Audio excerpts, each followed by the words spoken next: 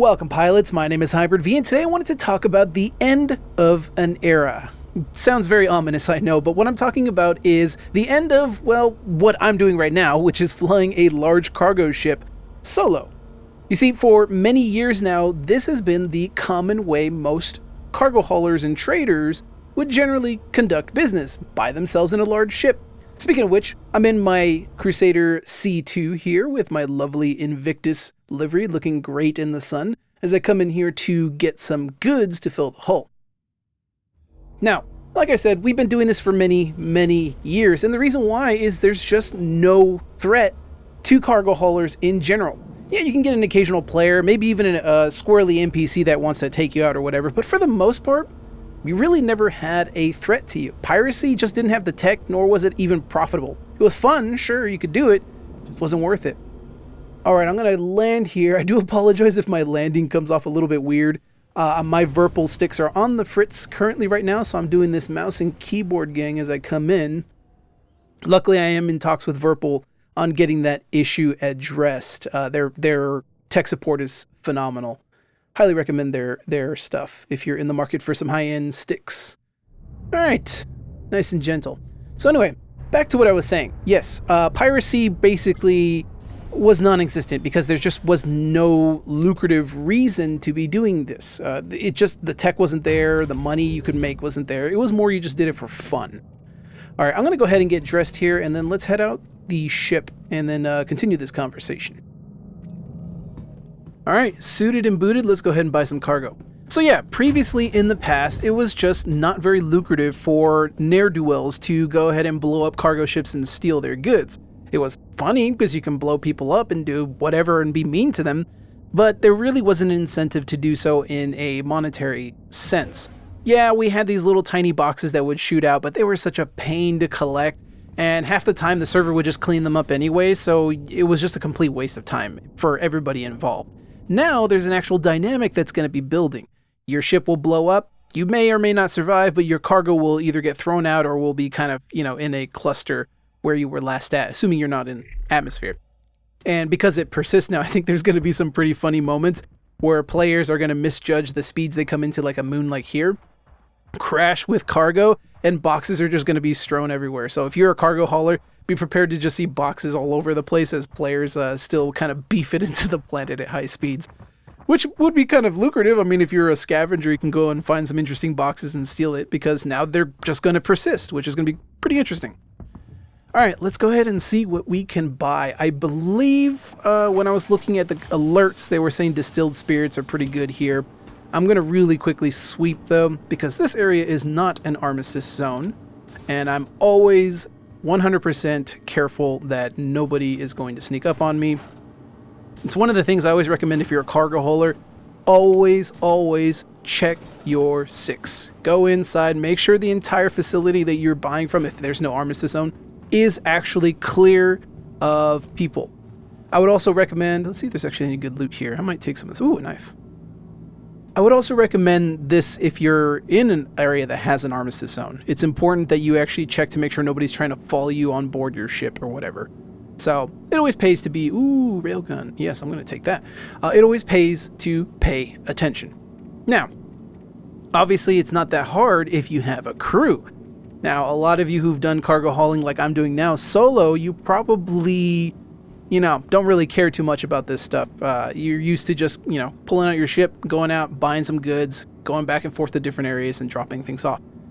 Now, that's still going to be a thing you can do, of course, going forward in 3.18. However, you are going to have higher amounts of success, especially at the initial launch of 3.18, having friends aboard. And the reason for that is because there's going to be a lot of players who are going to be gunning for cargo ships, testing out these new mechanics. And if you don't have gunners on board or even fighter escorts, you are going to be in a world of trouble, and it's going to be an exercise in frustration. So I do recommend if you're going to do cargo hauling, even though unfortunately CAG have mentioned that commodities are not going to change in price, so it's not going to be as lucrative as it has been in the past. Unfortunately, that's going to be addressed later according to them. But if you do decide to try it and do hauling for whatever, if you want to make a quick buck or two, do remember that you should bring some friends because there's going to be a lot of people who are going to definitely be enjoying this new mechanic. Let's see. Let's go full cargo hold. I think that's the max they got. Well, I'll take it all anyway. Let's go ahead and buy that. Looking solid. All right, let's go ahead and head back to the ship. And of course, right now, with all the goods on my ship instantly, there's no wait time or anything like that. Anybody could just come by and blast my ship with a torpedo and steal the goods for themselves, and I would have lost all that money. Again, this is why it pays to have friends, because somebody could just camp this area and wait for you to land, you know, with an eclipse or something like that, and some buddies in a cutlass blow you up and take some of the goods for themselves.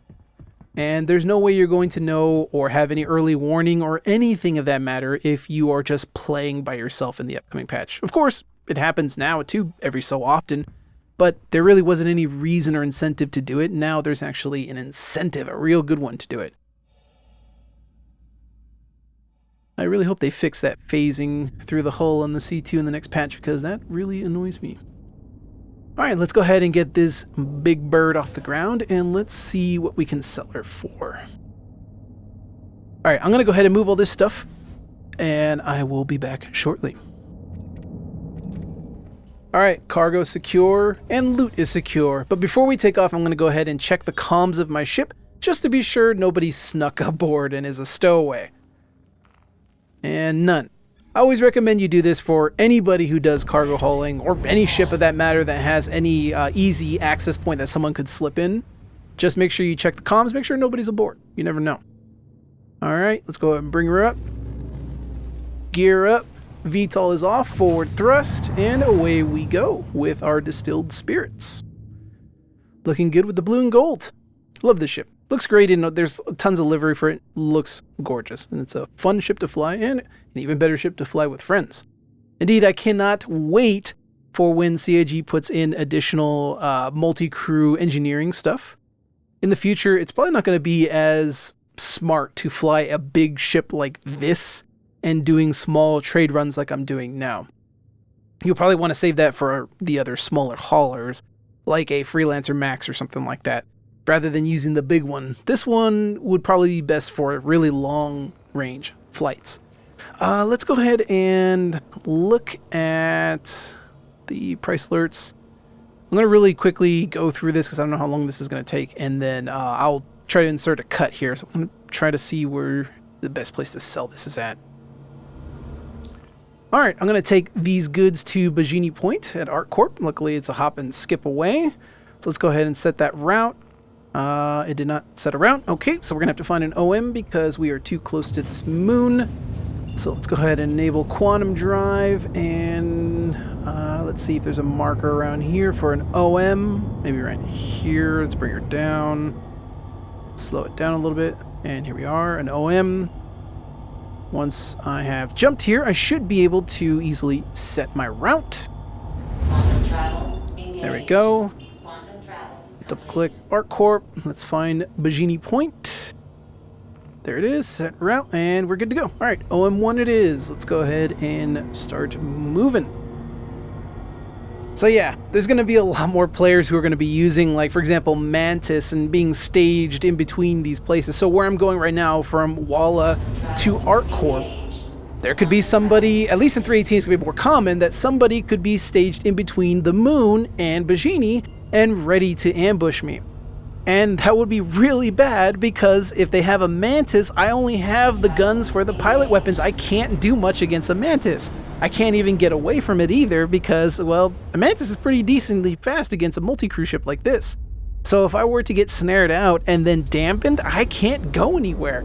I would either have to then talk with the pirates and negotiate a deal to let me go, or they could just, you know, simply just destroy me if they have the firepower. And essentially just take the stuff themselves and not have to be dealing with anything, especially the crime step, because in between the moon and the actual planet itself, there's a dead zone for comma rays. Alright, let me go ahead and mark Baijini because it for some reason fell off. I think it's because I came in directly to Baijini. There it is though. Now, you'll probably still see some combat around the safe points like the stations here and there. And that really is going to depend on how well the server frame rate is doing. You see, the turrets and the security forces are so heavily reliant on the server frame rate. And if the server frame rate is really low, then they are never going to hit a player. They're just going to be shooting like stormtroopers all day, every day. And this is the reason why, if you've ever seen players do PvP around the stations, this is why they can just hang around the stations. Especially like Everest, where a lot of really high-end PvPers like to hang out and just duke it out with other players. And the reason for that is because even if they were to get killed by another player or even an NPC, some freak incident happens like that, they would just go straight to Klesher and then just, you know, essentially do their time and then come back out to Everest, grab a ship and start fighting again. And they can just hang around forever because the AI that governs the turrets and the security forces are just awful when the server frame rate is low. They actually, when you play on a server that has a really decent frame rate, they actually are pretty competent, but not so much when they are on servers where frame rates are just so low. They just are absolute stormtroopers when it comes to their aim. Okay. I'm going to try to land here as gently as I can. I am keyboard catting this after all. I haven't touched keyboard and mouse in Star Citizen in years. So this is going to be very interesting. Either very embarrassing or, well, actually it's doing well. So, okay, looking good so far. Let's just slow our roll. Let's bring VTOL in so we tuck our wings in. Also get that nice upwards boost in thrust as we hit the gravity field. Okay, let's bring her down slowly now. Slow. And gear is down, descending. I'm just tapping. I'm literally keyboard catting right now. I'm so used to doing this in analog, but tapping seems to work well enough. Yeah, well, that wasn't as dramatic as I thought it would be. Then again, it is a big ship. I have not actually flown any of the fighters also with keyboard and mouse. But anyway, let's go ahead and sell these goods. I'll be right back. Okay, so we are here at the admin center. Let's go ahead and sell these goods. Distilled spirits. Shop inventory is full, so we're going to still have some left over. We could probably take it down to the planet and sell the rest. Yeah, let's go ahead and do that. Let's go ahead and take this back to the planet and let's continue our convo there. I think this change is going to make things a lot more interesting. I think a lot of people who do commodity trading are probably going to just stay away from it because I know a lot of people in the trading community are already kind of pretty adverse to PvP, and this is going to be a more common thing going forward in 3.18. However, us in the Forgotten Heralds are very excited for this change, so we're definitely looking forward. We're probably going to do some trading, despite the fact that it is not very profitable. Let me check comms here real quick, because once again, I want to make sure I have no stowaways. Looking good so far. We are clear to dust. But yeah, we're going to definitely try to do some trading and see if we can get some pirates to try to play with us. I think that will be a lot of fun. And we'll see how it goes. We'll definitely try to put some videos out for you all out there. But yeah, on the terms of, like I was just saying, for commodity trading, yeah, unfortunately, like I said earlier, CIG have confirmed they are not going to change commodity prices currently. And the reason for that is because they don't want their developers doing double work.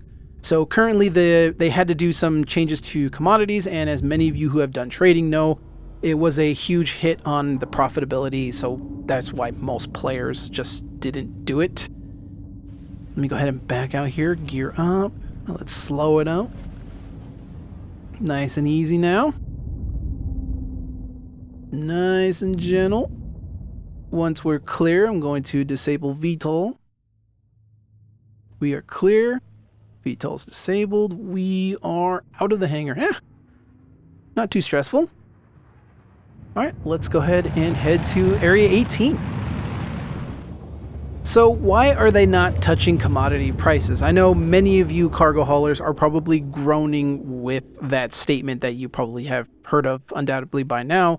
And if not, this is your first time, I understand your resentment. Well, they have stated specifically that this is because they are doing the manual loading and unloading as well as the automatic loading and unloading down the line, and they want to do commodity changes there rather than doing double work, doing it now and then much later.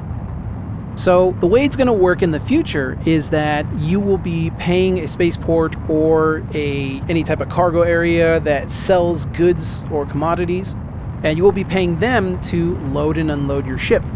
And what that means is that you will then pay for that service, and then your ship will disappear temporarily, and there will be a timer that you have to wait for. Once that timer elapses, your ship will then become available again, and you can then fly with your goods. I love these engines so much. They look so beautiful. I love the Crusader Industry ships. They're super great. I can't wait for the Spirit. That's going to be a really, really cool ship when it drops. But yeah, you can pay for the automatic service or you can do it yourself. Again, it will take a long time to do it yourself, I'm sure, but this is why it pays to have friends. So you can have your friends do it for you. All right, let's go ahead and start descending over here and let's get our landing pad assigned. Okay, one of the other interesting things that we've talked about already, but I want to bring up again is the soft death thing that was mentioned recently in the QA, which is really interesting change, probably both for obviously salvage, but also it's an interesting change for the cargo refactor. And that is that whenever your ship blows up, there's a 70% chance your ship will not be fully destroyed like it is now.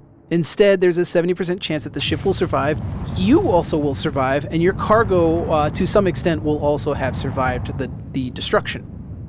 If you, however, did not get the soft death, your ship will blow up like normal, you will die, all the cargo will just get flown out everywhere. So there's kind of a risk factor to blowing up the ship. There's still going to be an incentive to try not to destroy a ship if you're a pirate. However, if push comes to shove and you're fighting someone who's very belligerent and you want the money fast, you might as well just blow them up and just take whatever you can get. Okay, now one of the harder landings to do here, a vertical landing into a hangar, and I'm doing this with keyboard and mouse that I have not flown with in many years, so this is going to be very interesting. Luckily, the C2 is very easy to fly despite her size. Let's make sure we line ourselves up here well enough. Okay, looking good. Let's bring the gear down. Let's kind of adjust our alignment slightly here. There we go. Looking good. I think we're solid. Yep. Just had to pitch up a little bit. And touchdown. Looking good. All right, wonderful. Landing complete. So yeah, and I think what's going to be interesting is when the multi-crew stuff that they've shown now that's supposed to be slated for next year, the inclusion of like the fuses and maintenance and all that, is going to make long hauling with bigger ships a much more interesting prospect. And it also is going to open up a lot more avenues for boarding, a lot more interesting gameplay aboard the ship rather than it just being a simple point A to point B system like we have now, where all you really have to worry about is repair, rearm, refuel. Now there's going to be a lot more variables thrown in. It's going to make things a lot more interesting and fun, in my opinion. All right. The other thing that they had mentioned in that QA recently was there was going to be new container types eventually down the line. So right now, all we have are just the one SCU crates, and in 3.18, that's going to be the same. We can move them around manually and whatnot. However, we will not be getting additional crate types until much later, which, it's unfortunate, but, I was hoping that we would get more interesting crate types now, but we're going to have to wait for that. Because one of my favorite ships right now for hauling is the Raft. I really love the tactical capabilities of the Raft from a perspective of running a PMC. And that is because it has those cranes behind it and it is well armored. So that way you can enter a hot zone and drop off supplies pretty quick. So for example, if you have a front line, you can go and set up a FARP pretty darn quick. And because those crates can just be dropped with a crane. Yeah, it doesn't carry as much as say like a Freelancer Max or whatever, but it also doesn't take a whole lot of time to unload its goods and set up say a firebase or a FARP like I mentioned. So yeah, one SCU boxes for now. I know Gozer CIG and that AMA said that we will eventually be able to get more boxes, but right now one SCU only. Wonder if this lady's working. Yeah, I see you. Nope, she's still broken. I always like to try to talk to the bartenders and the kiosk vendor here, but in the past patches they've always been broken. They just never work. I'm assuming it's server related for the most part, just something breaks with the NPCs. That's unfortunate. Anyway, yeah, like I said... Thanks. Take care. Okay, thank you. Anyway, like I said, one SCU crates for now. Eventually, down the line, we'll be able to buy 2 SCUs. I know that Gozer in the AMA has said that that is something they want players to do. So you can, for example, buy crates and go to a bunker, start throwing things into the crates, and then take your loot, put it onto your ship, and then fly out and start selling that stuff. You can do that now, but there's a lot of issues involved with that. The most common one is that those crates can get cleaned up even when they have stuff in it, which is really irritating.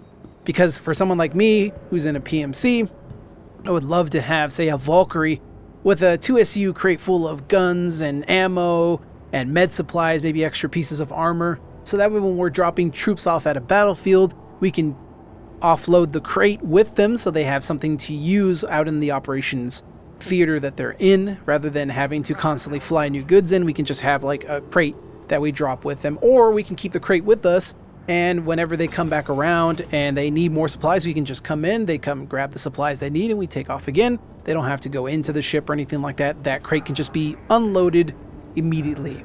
And that's the more interesting aspects, at least that we in the Forgotten Herald see would be pretty interesting. There's a lot of other stuff too that you could use those crates for, including for organization purposes and stuff like that. You know, organizing your weapons and whatnot. But yeah, eventually we will be able to buy those crates for ourselves, but until then we have to be content with the ship destruction spawn method we have now. Okay, so I committed the #1 cardinal sin that no cargo hauler should ever commit, and that was that I forgot to store my ship. And what happened was, in the middle of transit there, the game had actually crashed. The server didn't crash, my game crashed. And what that means now is that my ship is now permanently lost. I will have to claim it. Luckily, the game still thinks the ship is here, and I can sell the rest of my stuff here and recoup my investment.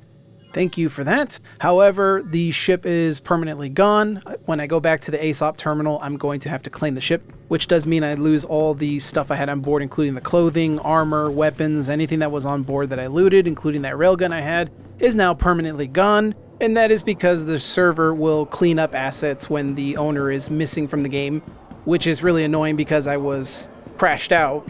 The game should have tried to save me a slot and get me back in, but it didn't. And then it just cleaned up my ship, and now my ship is gone. So I'm just like, hey, server, what'd you do with my ship? And the game's like, I don't know. And yep, there it is. C2, luckily I was able to sell the goods, but it is marked as unknown, and I will have to claim that, which means everything on board is gone. Really, really irritating. CIG, please. All right. This means I'm going to have to go with my backup plan anyway, and yeah, let's get on with that. I'll be back in a minute. Nobody suspects the Hullquisition. All right. So my plan B is here. My beautiful Hull A with her wonderful black and gold color scheme here. Let's go ahead and hop in. Reason why I wanted to pull this out as my kind of plan B in case something went wrong is because I do want to talk about smaller cargo haulers, and ships like the Hull A don't really get a whole lot of usage. It's a combination of how much it can carry, how actually useful it is as a cargo hauler, and just again the commodity price changes, which just made it not really that lucrative to do trading to begin with. But hopefully going forward, along with cargo refactor and the eventual changes to the commodity prices after we get the manual loading and unloading stuff, these smaller little jumpers are going to be much more useful for going between, say, planetary surfaces and stuff like that, going from like a planet to a low Earth orbit station or anything like that.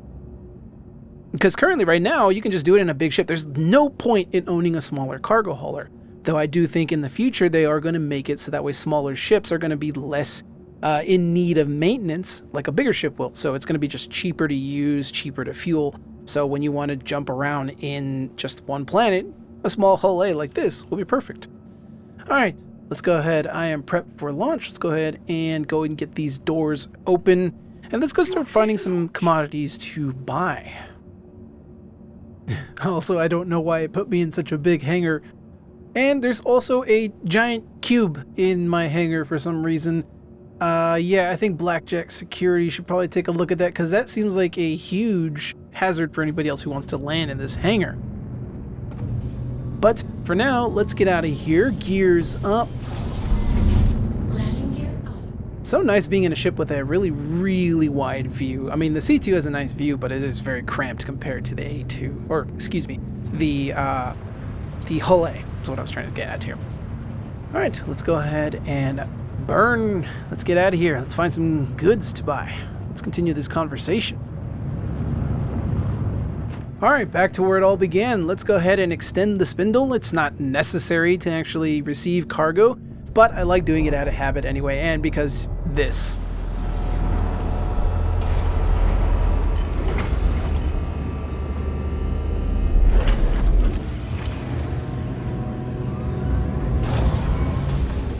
I mean, come on, how could you not love that animation? I'm always extending and retracting the spindle whenever I fly the Hull A. which is very rare because it's not really a ship worth using too much. I do have a Hull C, and I cannot wait for that to come in game.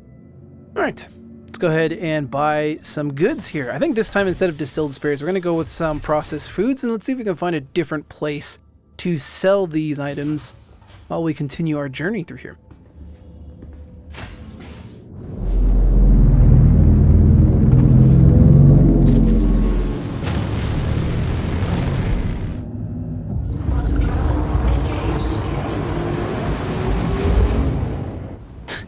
I like how I don't have any cargo on the ship, even though I just bought cargo. I guess that just broke recently. Whatever, I'm just going to move my camera out of the way so we can't see it.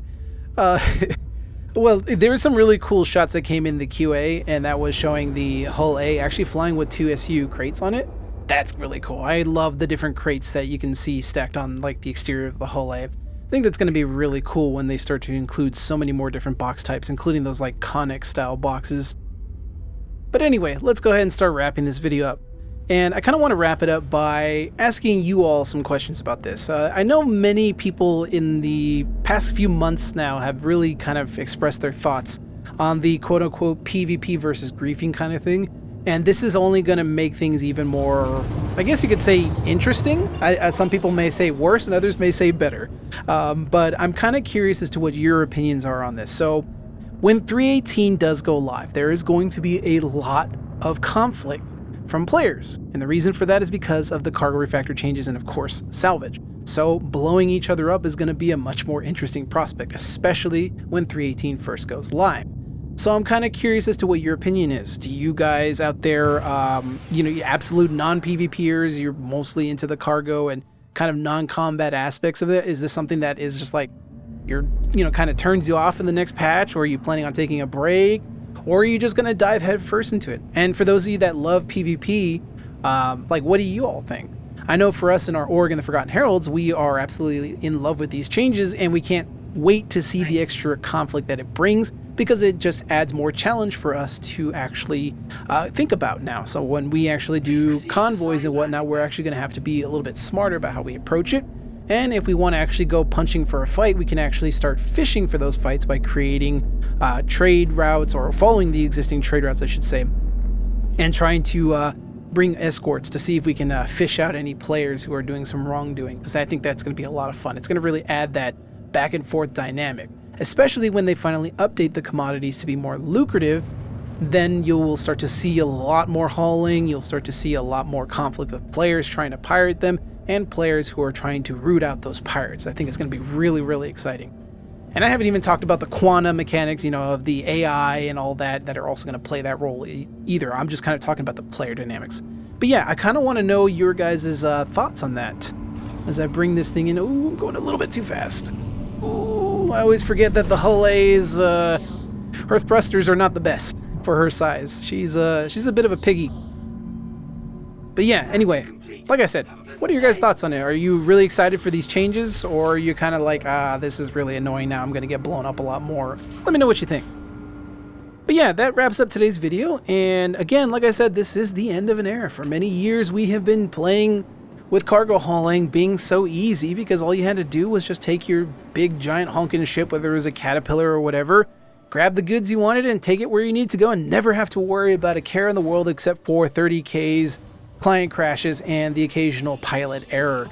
Now you have to actually contend with enemy players who are gunning for you, and that's going to be a much more interesting prospect. Alright folks, before I let you go here, one quick announcement. I do have a Patreon now. I know many of you have enjoyed my guides, sound design work, and of course the gameplay stuff with me and the Forgotten Heralds. And of course all that takes a lot of time to put together, and I enjoy making it for the community. However, if you want to go a step further and you want to support my work working on Star Citizen related content and whatnot, I now have a Patreon where you can become a patron to support the channel. On there are other gameplay videos and just various other content that just doesn't quite make it on the channel. For example, I have a multi-part series I'll be uploading there that has me and the guys in the Forgotten Heralds for Halloween playing Doki Doki Literature Club, which was hilarious, with me and the crew taking some character roles in there and doing some voice acting. It's absolutely a blast, and I highly recommend you check it out. The link will be in the description box below. And ahead of time, thank you so much for your support if you do decide to support the channel. Alright folks, that's it for me today. Hope you enjoyed today's conversation regarding the cargo refactor coming in 3.18. Like I said, let me know what you think in the comment section below and let's have a conversation. Are you absolutely terrified about this because it's going to create more PvP and griefing? Or are you absolutely ecstatic and can't wait to dive in yourself? Let me know, let's chat. Until next time, fly safe and I'll see you all in the black.